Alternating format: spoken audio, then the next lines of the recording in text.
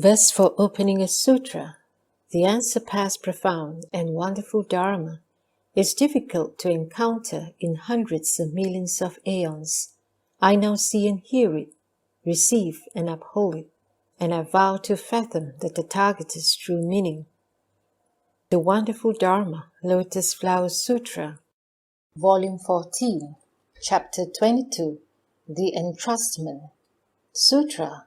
At that time, Shakyamuni Buddha arose from his Dharma seat and manifested great spiritual power. With his right hand, he patted the crowns of limitless bodhisattvas, mahasattvas, and said, "Throughout limitless hundreds of thousands of myriads of kotis of asankheyas of aeons, I've cultivated and practiced the rare Dharma of Anuttara Sankhya Sambodhi. I now entrust them to all of you. You should, with a single mind, propagate this Dharma, causing it to spread and grow extensively." In this way, he patted the bodhisattvas mahasattvas on the crown 3 times and saying, "Throughout limitless hundreds of thousands of myriads of kotis of asankheyas of aeons, I've cultivated and practiced the rare Dharma of Anuttara Samya Sambodhi. I now entrust them to all of you.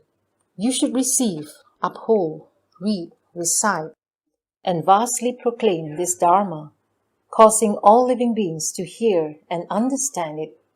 For what reason? The thus come one is greatly kind and compassionate, without stinginess and without fear.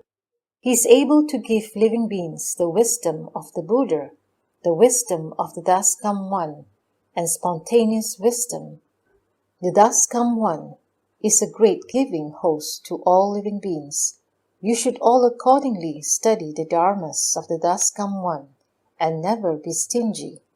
In the future, if there is a good man or a good woman who believes in the thus come one's wisdom, you should expound the Dharma Flower Sutra to that person, causing the person to hear and understand and obtain the Buddha's wisdom. If there are living beings who do not believe or accept it, you should instruct them with another of the profound dharmas of the thus come one, benefiting them and causing them to rejoice. If you can do this, you will have already repaid the kindness of the Buddhas." When the bodhisattvas mahasattvas heard the Buddha's words, profuse joy permeated their bodies.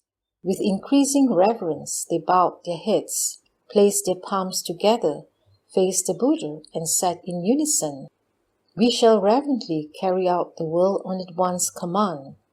Yes, World-Honored One, pray do not be concerned about this." The assembly of bodhisattvas mahasattvas spoke in this way 3 times, saying, "We shall reverently carry out the Buddha's command. Yes, World-Honored One, pray do not be concerned about this." At that time, Shakyamuni Buddha sent the division body Buddhas of the 10 directions back to their own lands, saying, "Peace to all of you Buddhas.